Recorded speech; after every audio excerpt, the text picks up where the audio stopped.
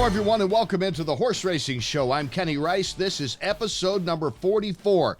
Fast approaching 1 year. Thanks to you for supporting the show, listening on 93.9 Louisville, iTunes, Google Play, YouTube, and we're happy to be on Stitcher now. Very proud of that Stitcher has added us to their excellent lineup. We're going to talk about horse racing today and the problems of horse racing, and I've had some friends say, you talk a lot about that, but 2019 is going to be remembered as the year of problems, as the year of the worst publicity ever for horse racing. And it all goes back to the issues with Santa Anita. It has continued on, and even though about 20 seconds from having a great Breeders' Cup weekend, tragically there was a horse that had to be euthanized, had to be pulled up down the stretch. This has led to several things that are needed things in the industry. So if there's a positive that can come out of it, maybe it is going to happen now. Among the things, Senator Dianne Feinstein of California, very powerful. She is one of the people that is a co-sponsor now of the Horse Racing Integrity Act. And this is bipartisan. She's a very liberal Democrat, as many of you may know, but this is bipartisan. It's conservative, it's Republican, it's moderates, whatever in between. And the deal is basically they're trying to create an independent body for anti-doping of horses. And that will be like the U.S. Anti-Doping Agency takes care of human athletes. These would take care of equestrian athletes. So that will be interesting to see if this comes about. I still believe keep government out of horse racing as much as possible. Let horse racing clean up its own situation right now and try to come up with something positive. And to that end, this week on Tuesday in Lexington, Kentucky at the Keeneland Racetrack, a group of leaders got together as we bring in Mr. Thomas Kenny, our top researcher, who is on top of this situation, and they have formed a coalition, Thomas. That's right. It's a pretty huge affair, all things considered. You've got the Stronach Group, you've got Churchill Downs Incorporated, New York Racing Association, as well as Del Mar and Keeneland. All these, major players in the horse industry are coming together and basically saying, what can we do to make racing safer? That's the goal. And a goal that certainly needs to be attained. If not so much, we can all say we love horses. There's nobody. PETA, backside workers, owners, nobody wants to see a horse die. It's a terrible situation to be around. It's heartbreaking for everyone. But horse racing, from a strictly business standpoint, they don't want to see it either. It's business. They want to keep these racetracks going. They're at a crucial stage right now. I wouldn't put it like necessarily red alert, but pretty close to it, that in the next few years, if some major changes do not happen, then horse racing is going to continue to decline, meaning less people watching, less people going to the track. There will never be a commissioner of horse racing. That's my prediction. Horse racing will not be able to agree on one person like the NFL has, like the NHL has, like the NBA has, Major League Baseball. They will not have that. This coalition might be as close. And coalition basically is a lot more, it's more temporary than, say, a commission would be. Mm-hmm. But they still got the players in there, right, Thomas? Right. And that's what they need. Somebody's got to do something. And I guess they'll be looking at probably breeding. I'm guessing this. Breeding. Track safety, of course. Medication is going to be the huge issue. Mm-hmm. And obviously on lead guitar again this week is Scott Hall. Ben Chaffins is with us. Hello. On percussion. And we've all talked about this. We have talked this thing, and we're going to keep talking about this thing, and maybe they'll get it all worked out soon.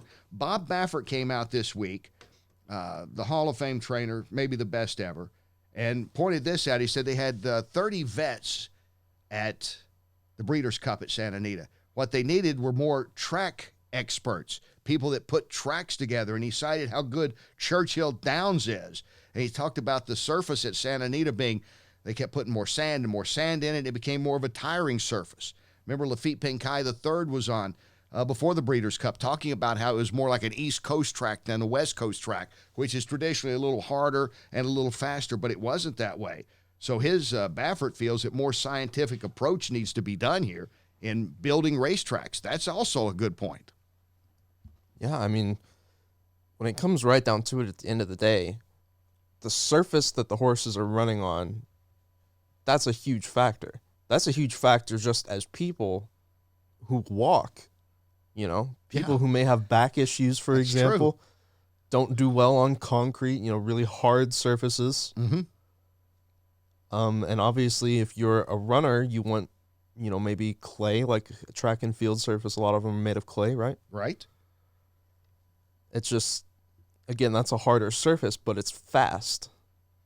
And, so they're going to figure out something. Hopefully this coalition works. Coming up next is a two-time Kentucky Derby winning trainer, a man who has had an opinion about this from the get-go, going back to last winter at Santa Anita. Doug O'Neill returns to the show. We'll talk to Doug coming up next. Later on, we talk to Eclipse Award-winning photographer Bill Straus. That is all coming up here on this episode 44 of The Horse Racing Show. Back in a minute.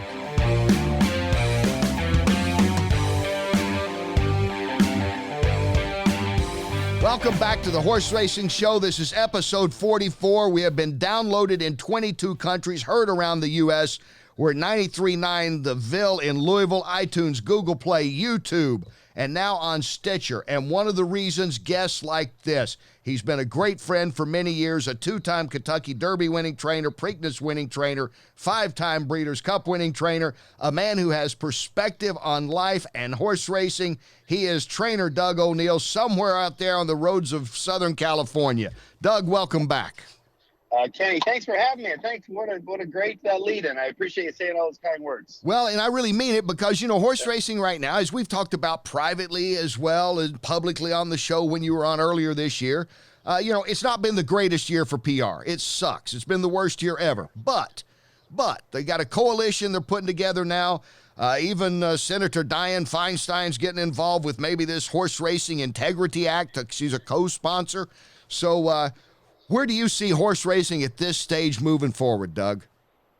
Well, we definitely need some leadership. So, there's so many of us that are absolutely so proud of what we do. We love what we do. And, I don't think there's any greater relationship between human and animal than horse and human. So, it's something that we just had we've had a lot of people, I think, kind of sleeping behind the wheel, and hopefully it does sound like management's starting to wake up. And I love, like you said, I heard about this new coalition that they're assembling that involves New York, California, Kentucky, I think all the Stronach tracks. So that's exciting because we really all need to be pulling the same way, and we need to be out there and really be telling people why, if you don't know much about horse racing, you should check it out and see for yourself. Maybe it's not for everybody. Football is not for everybody, but right. if you give it a chance and you love horses and you love competition and you love to see man and horse or woman and horse exercise together to get ready to compete, it's a great sport. The one thing I tell people when they ask me, and these are friends from MMA, boxing world, not necessarily horse racing fans, they follow it a little bit. They know Doug O'Neill, though, by the way. They know a Kentucky Derby winning trainer. Right. That's right. Money. Tell them the check's in the mail. Check's in the mail. That's it, because, they said, hey, you interviewed Doug O'Neill. I said, not once, but twice. I'll have another. And Nyquist, I was there. Yes, that was awesome. It was. But you know what I tell them? I say, if you could ever go back to the barn one day, like how many people do you have working in the Doug O'Neill barn, roughly? Oh, man. We probably have about 60 employees. Yeah. And as much as I love my dog I have at home, I'm not with my dog is, even a tenth as what I am with the horses. So, we're with the horses 24/7. And, some of these men and women, I mean, they have PhDs in horse care. I mean, they've been doing it their whole lives, and they're amazing. And, horses communicate with us non-verbally, of course, but that's why there's been so much amazing results in equine therapy, because horses are basically mirrors of ourselves. If you give a horse love and confidence, they give you love and confidence. If you give them some grief and you're not patient with them, they're going to give you that right back. So they're amazing animals, and if people take a chance to really check them out and learn more about them, they're going to be wowed by them. Well, and that's what I try to get across to people. Believe me, nobody wants a horse to die. I don't want a little dog. Yeah. Nobody. Animal death is just tough. And having covered it on the track and reported it for NBC over the years, it's the toughest thing I've ever done, reporting anything of a dozen or so sports I've covered. But having said all that, like you said, the 60 or so people working at your barn, and then you go over to any of the other barns that are there along the back stretch at any track. And the big name trainers, like O'Neill and Pletcher and Brown and Baffert, they've got these kind of employees. And there's a lot of people, this is a livelihood. They don't want their livelihood to go away. They certainly don't want the animals hurt. And from a business standpoint, the racetracks, they don't want people to think this is a brutal sport, because they want you to come and spend their money. So you can look at it compassionately or from a business standpoint, and it's a very crucial time for racing.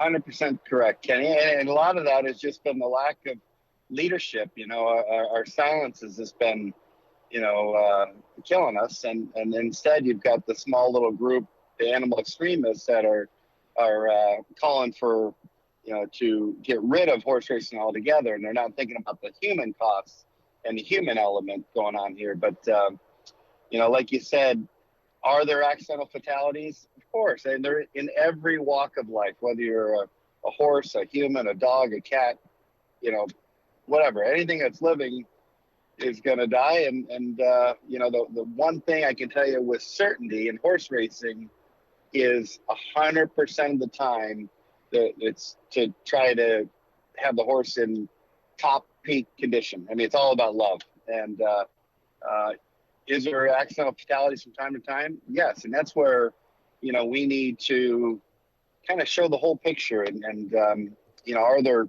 21 military veterans that commit suicide every day? Yeah, which is horrific, and we need to talk about that. I mean, we need to really talk about what we're all about and why we're doing this, and the fact that there's no abuse going on, and so it's just a matter of, I think we need some leadership to lead this great sport, and it sure sounds like we're starting to get a little of that today, listening to that coalition out of Kentucky there.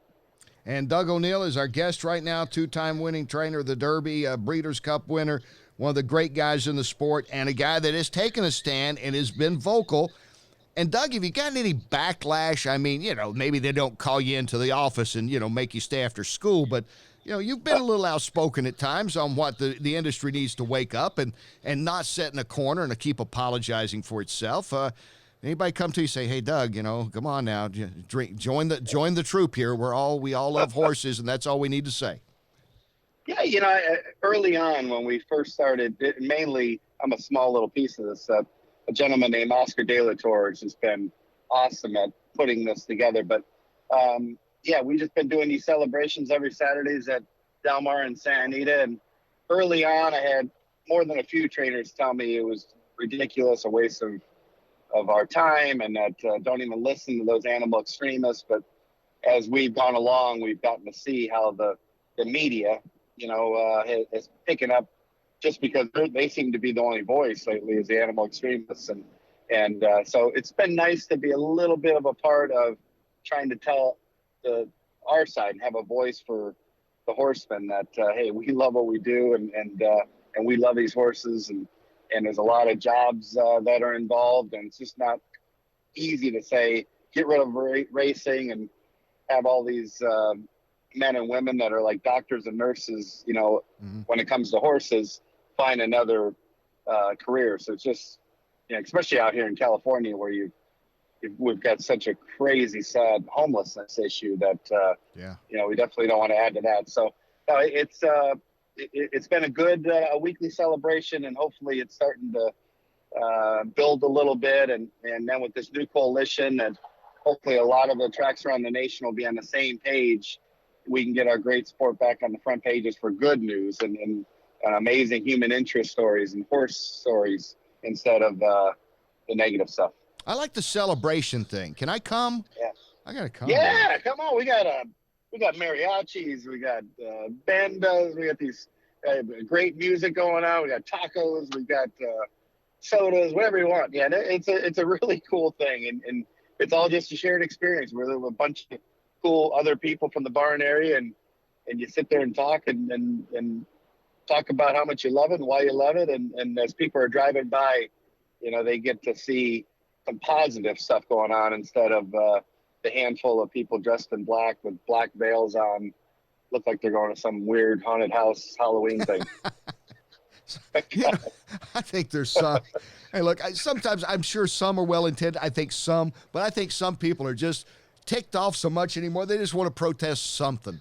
And horse racing has been an easy target, Amen. Believe me, a lot of them have no idea what they're. Some lady was holding up a picture of a cow with a broken leg, and it was like, that's not even a horse. And so no, you're right. It's just some of them are just uneducated, angry people that obviously have enough resources that they can just spend the day protesting something they don't know anything about. And but what can you do? It's the beauty of America. They have the right to free speech. They can do what they want, but at the same time, we need to get our voice out there. And if you've got that 60% or 70% movable middle that just don't know what to believe, right. Hopefully they can hear our story and come, like you said, come to the barn area and see how these horses are loved on, and they got medical care, dental care, new shoes every month. They're pampered, and you look at all the wild horses out there. I think they say the majority of them don't even live to the first year of life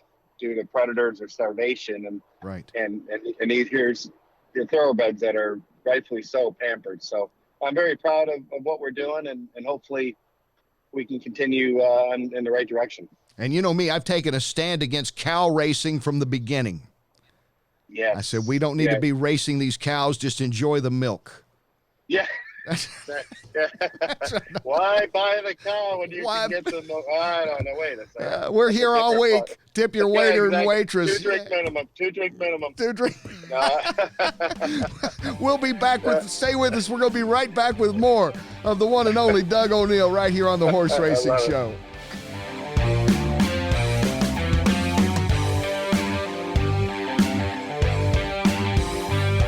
Welcome back to the Horse Racing Show. We're at episode 44, and one of the reasons great guests like my friend, the outstanding trainer, Doug O'Neill. Doug, a few more minutes here. First off, by the way, congratulations again tying your own mark at Del Mar this year with 5 wins and a 7-race card.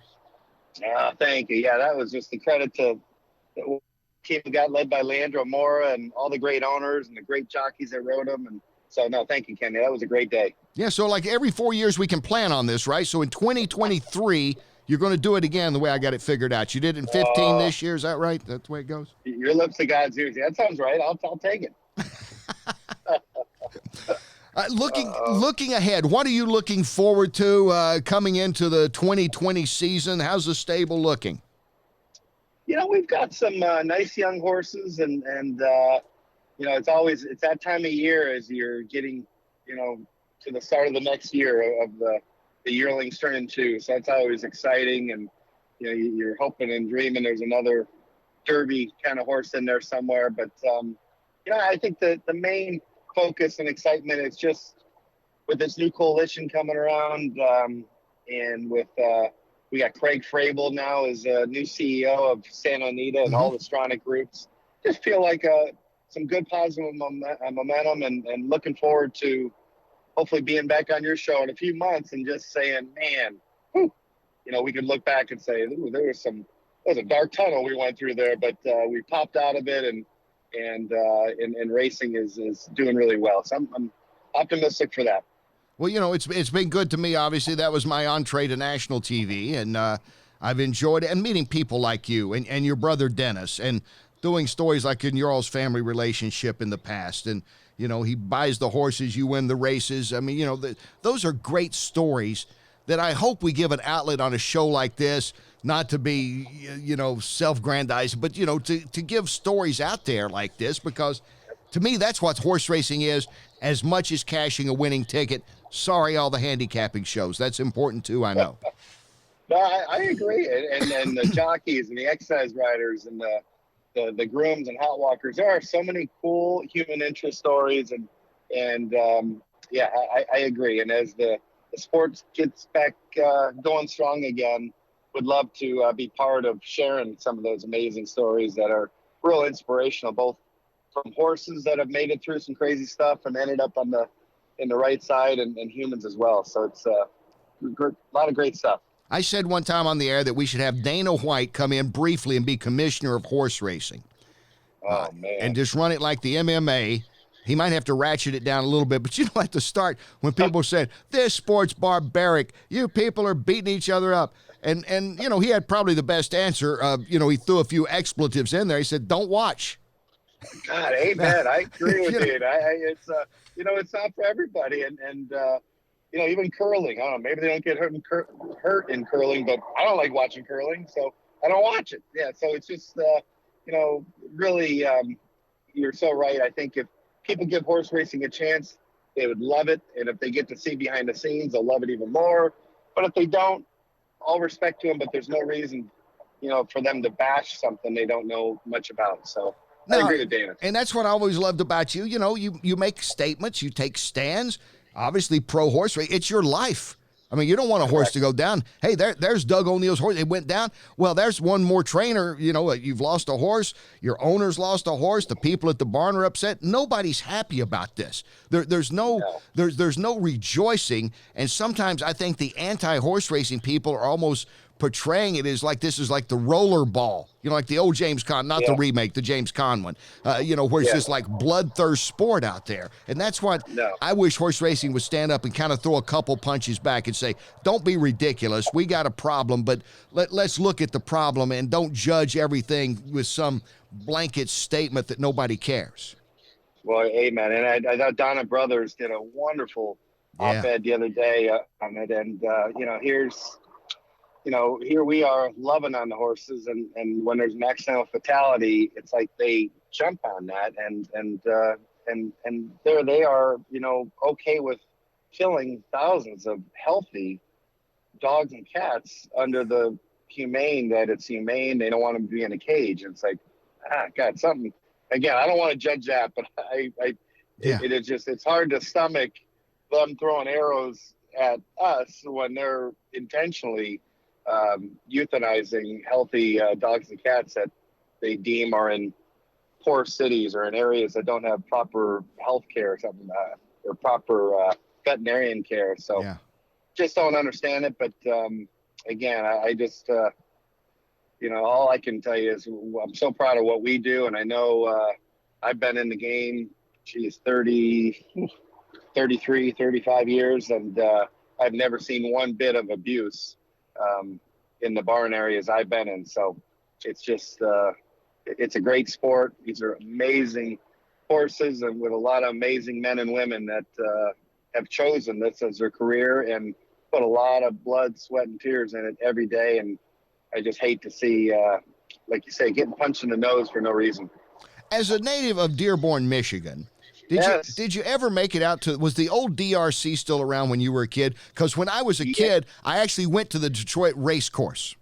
Oh, man, yeah, my dad, he had to be 14, so I had to sneak in a little bit when I was a kid. But Hazel Park, too. Hazel Park, I've been there, yeah. I think my mom and dad's first date, my mom doesn't like telling the story, but my dad's first date was taking my mom to DRC. So it's kind of in the O'Neill blood that, you know, this is our 5-star Ritz as any racetrack around.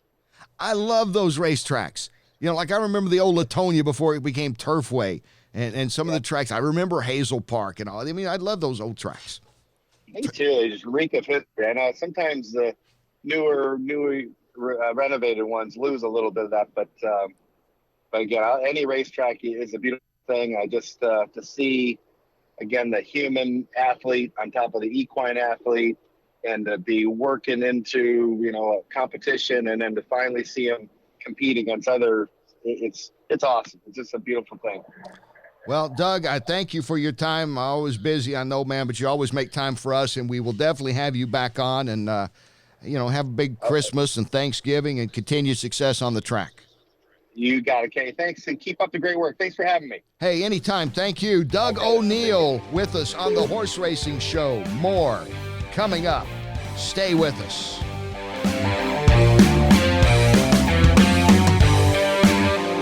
Welcome back to the Horse Racing Show. I'm Kenny Rice. Thanks for tuning in on Stitcher, new to that, and YouTube, Google Play, iTunes 93.9 in Louisville, the Ville. And we've gotten 22 countries now that have downloaded this show. And one of the reasons, because of the guests we get, like a longtime friend of mine, one of the best in the business, Eclipse Award-winning photographer Bill Straus joins us. Bill, good to see you. Good to see you, Kenny. Thanks for having me here. Well, you know, I've admired your work for a long time, and I've got some of your work, actually, including one of my favorite pictures is Swale, for personal reasons, when he won the Derby. Do you ever think about how many pictures you've taken of horses in 30-some years doing this? I'd probably need to lay down and take a nap if I did, but there's been an awful lot of them. What amazes me is, and I guess it's changed like everything else has changed with technology, but there was a time, I guess, back in the 80s, now you kind of got the shot. In other words, you couldn't set up, or did you set up like a bank of cameras like seems to be the way it is now, where you're getting like, 4, 5, 6 shots at the shot? Yeah, actually, we'd use remote cameras then, just as we do now. The only difference was you were limited with 36 exposures on that remote. I'm reminded of Spendebuck's Derby. Yeah. I think it was, 85? Yeah. I had 4 pictures in the thoroughbred record off of that race. One of them came from the camera in my hand. The other 3 were all from remotes. Wow. So we did that then. There's probably more use of remotes now. It's just a little bit easier with some of the electronics. But we did that then. And I guess with remotes, too, you still have to strategically place them, right? You just can't say, just put a bunch of cameras out there and we'll get lucky. Well, you're right. And luck does play a part in it. You point it a certain way, and then you hope something happens in the view of that camera. Do you have a favorite moment or two? There's a lot of them. See, like me, I'm going to say this. I'll qualify this. People ask, it was Pharaoh because I'd never seen a Triple Crown winner in person. I'd watched Slew Affirmed Secretariat on TV when I was a kid, but to actually be there and to be there for all the near misses and to finally see one and to interview Baffert right after the race. There's such a long list of near misses. Oh, geez, I've covered more near misses than the 2 winners. Absolutely. I think probably at least 2 come to mind. A picture I made of Affirmed in the 78 Derby. Yeah. That started me doing pictures in horse racing.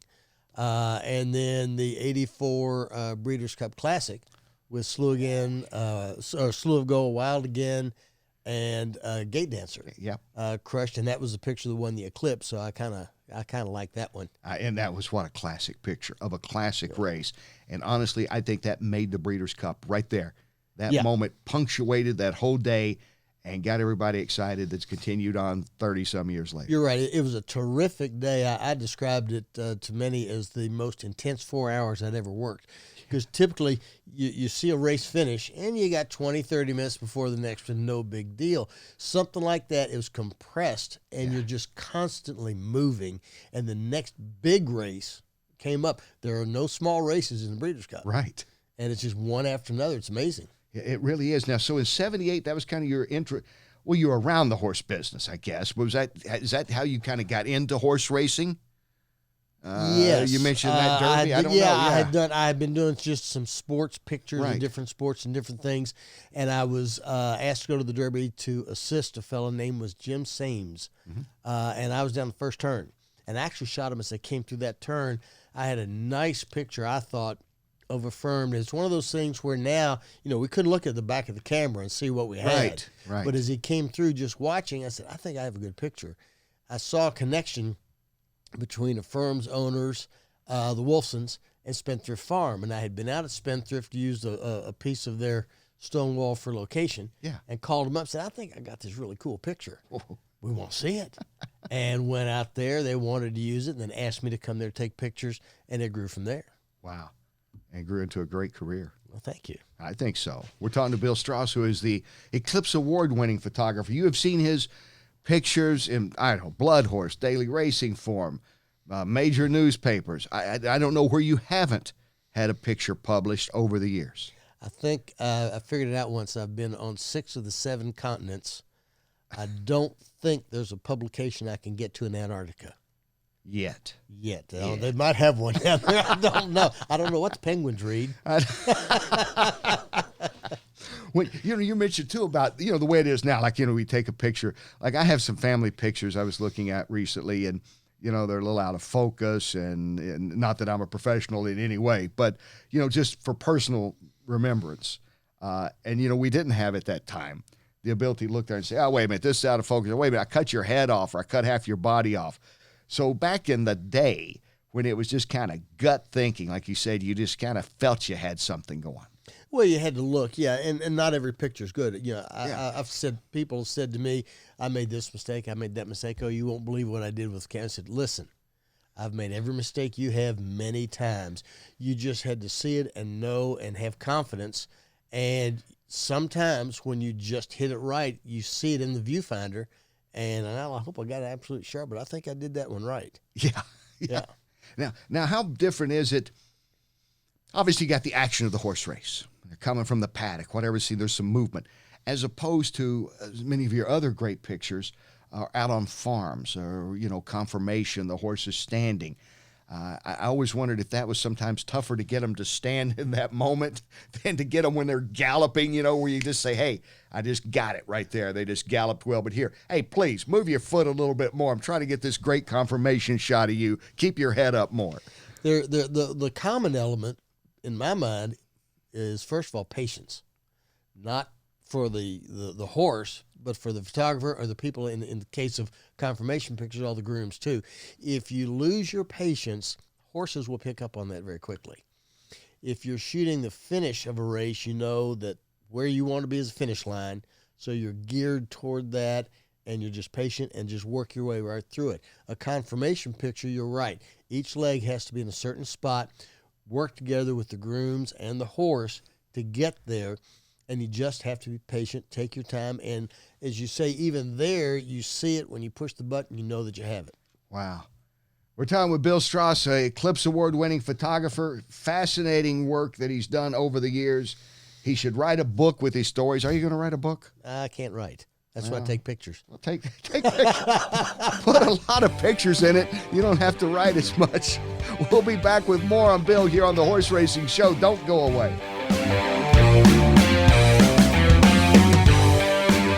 Welcome back to the Horse Racing Show. We're at episode 44. Seems like it's only 43 we started years ago.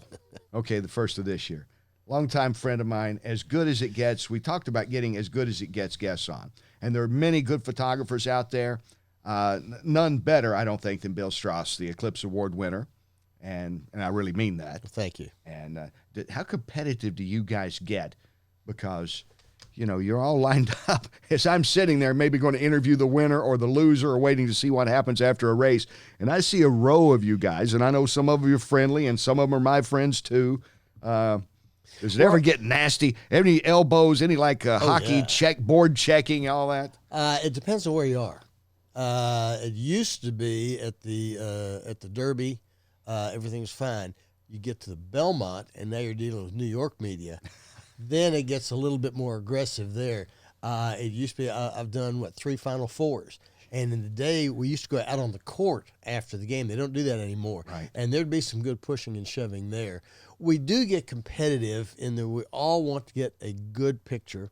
We're all friendly because we're working together. And in horse racing, as you know, it's really a small community. Yeah, it is. And so we're with each other all the time, but I still want to get a better picture than somebody else does. Yeah, and as I tell people too, in horse racing, you don't have the luxury of that public relations, that sports information guy that's going to say, hey, Bill, we're going to bring him right over here for a picture in a moment. Mm-hmm. Yeah. Hey, the horse may be getting in here in a moment. He's acting up. We'll bring him in the winner's circle in the next 2 or 3 minutes. Everybody hang tight.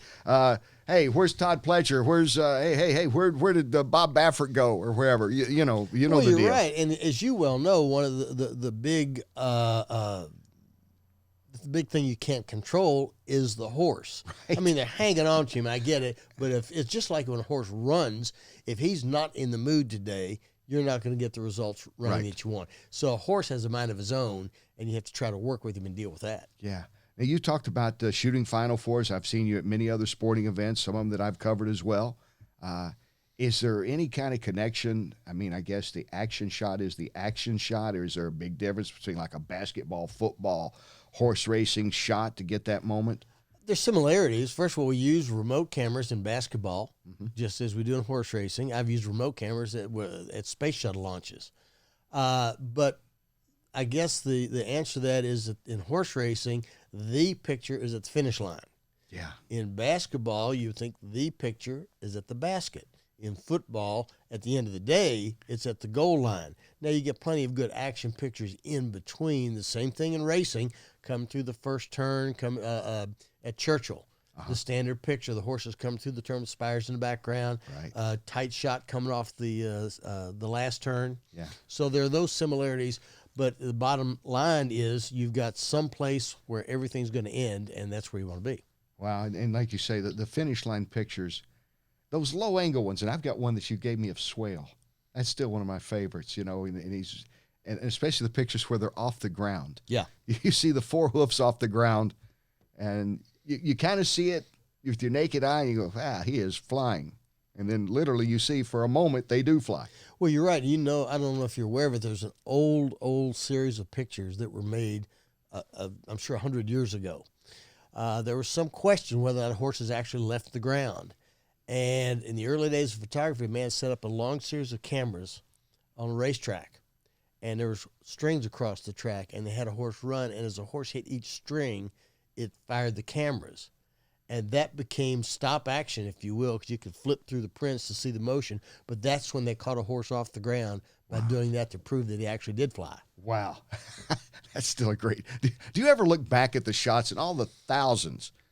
Dare I say, I don't even know. You might even be at the million range if you added up all the pictures you've taken of football, basketball, baseball, space launches, political events, and horse racing. I mean, seriously, I don't know how many you do have. I do. I usually, every few years, I will go through, I've got file drawers full of contact sheets from the film days. Yeah. And I'll look through those. I don't a lot of times see where I am at the time I'm working because I get, no pun intended, focused on what we're doing. Sure.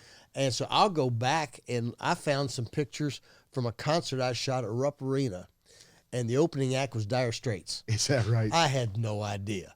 And I happened to find them. My sister Carol still has the pictures you gave her of the Who. Oh, really? You remember you all were like down there together, Yep. and they're like in the pits or something. And what was that, like 81, 82, something like that. Yeah. When I remember that. I remember that concert. I didn't get to go, but I remember everybody told me it was good. It was very good. Sorry you weren't there. That's okay. I see you at many of them. I do have the luxury of going a little more than I used to, with the work schedule. But sometimes I look back and I go, that was a pretty good interview I did. Hopefully like this one, thanks to the subject. But do you ever look back and go, hey, that picture was actually really good? I mean, oh, yeah. That picture, I really did a good job that time. There are some that I said, boy, I really got this one right. I really like that. There's also times I've looked at a picture and said, well, I kind of missed that. It literally happened. I've been to Saratoga and shot Affirmed in the Travers, which he was DQ'd, as you'll recall. Right, exactly. And Seattle Slew was up there working out. Ooh. And I had a picture of the morning fog, this slide, it was all blue. And secretary, his trainer then was Doug Peterson. Yeah. And I looked at it and said, that's too dark. And I threw it down on the floor in a pile with all these others. And I went back and said, I'm going to look at that again. Yeah. And I hung on to it, and Spendthrift had sent me up there, and they wound up using that for a long time. Yeah. They loved the picture. So sometimes you see them and don't realize right away what they are. So on second looks, you'll figure it out. Now, if someone wants a Bill Straus picture, where would they go to take a look at maybe what's out there where they say, Christmas is a-coming, and I want to get, my uncle, my dad, my mom, my sister, somebody a beautiful horse racing picture. I don't know if I want action, if I want a pastoral scene or something. I would say go to your website. Yep. Go to BillStraus.com, 1S on Straus. And there's a lovely selection. Thank you for the plug. Well, it really is. And, I think it's a good gift. Thank you. So BillStraus.com. Yes. That's simple. Nothing to it. Or call me up. Be glad to have you come see me. We'll start flashing your number on the screen. We'll start flashing. Remember the Jerry Lewis telethons? We'll wind up there in no time. I did those. I know you did those for a long time for a local TV station in Lexington, and Bill would come out. And those were the days where we did it straight through. Oh, yeah. Yeah. We'd do like 22 hours, and they would come back from Vegas and throw it to the local affiliates for like 15 minutes, I think, on the hour. And then we wrapped up like the last hour live or something. Didn't you do them once at one of the malls? We did malls. We did Yeah. several started at the malls. Yeah, we kind of got into that. I remember we had to have extra security like at 3 a.m. It was amazing the crowd you draw at 3 a.m.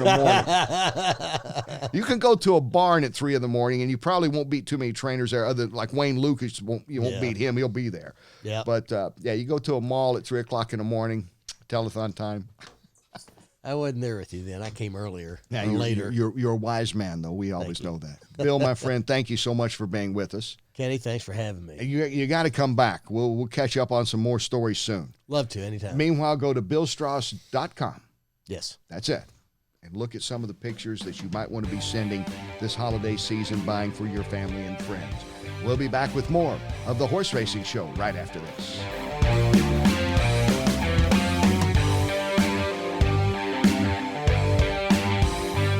Few precious moments to go here on episode 44 of the Horse Racing Show. Thanks to Doug O'Neill, Derby winning trainer, won 2 of them, won the Preakness 5 Breeders' Cup wins, always has something to say, and has been an advocate about being more proactive in horse racing. Be more proactive. Don't wait till you get hit in the face. Take your own stand. And Bill Straus, who is a great photographer, Eclipse Award winner, you can go to BillStraus.com in case you want to order some gifts for these holiday seasons now approaching. There's a lovely selection of pictures on there, of photographs on there. I guess it'd be photographs. That sounds better than pictures. Pictures is what I take. Right.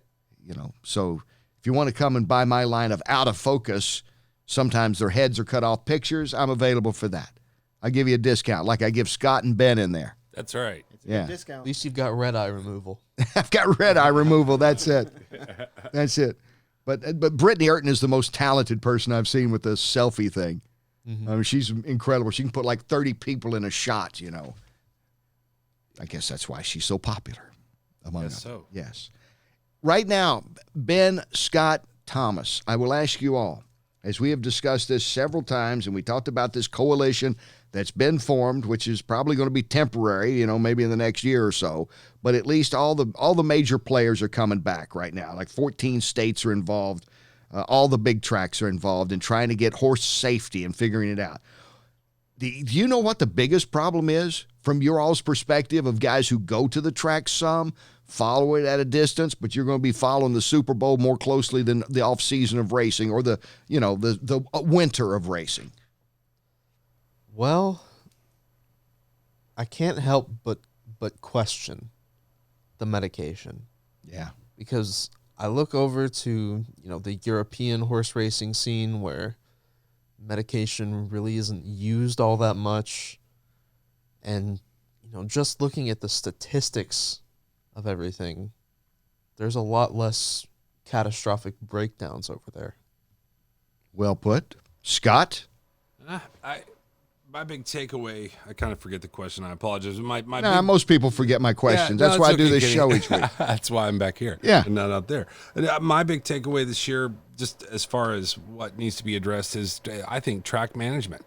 I heard so many different sides of it. Could be this, it could be that, on the track and stuff like that. So I think out of this coalition, I agree with Thomas what he said. I think another thing, the issue that sticks to me is learning more about these track surfaces. Ben? Well, as far as I see it, is that, unlike football, baseball, basketball, you can follow your team or your favorite player. You can follow Kobe Bryant or, Michael Jordan, whoever you like, and you can follow the team. Like when Gretzky changed teams so much, people were following him. Right. But you can't really do that in horse racing because people just know horses. That's it. And then they're gone. No. Then who do you follow?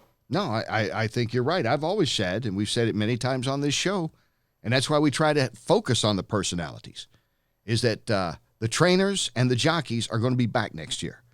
Most of the good horses are going to be retired. Most, not all. Some will come back. Rarely do you see, maybe a few turf horses, but rarely outstanding 3-year-olds may come back. They may not. They may be retired. There's too much money in breeding. So you all made wonderful points, and I think we can all agree that horse racing now more than ever needs this show. Yes. Yeah. You better believe it. put your hand on the radio right now or on your computer and on your YouTube channel and feel along with us. The horse racing show is needed for this sport right now. You need to have some fun. You need to have some dialogue, serious and otherwise, and get some opinions out there. That's what we'll do again next week. Thank you for tuning in. I'm Kenny Rice. Episode 44 is now at the finish line.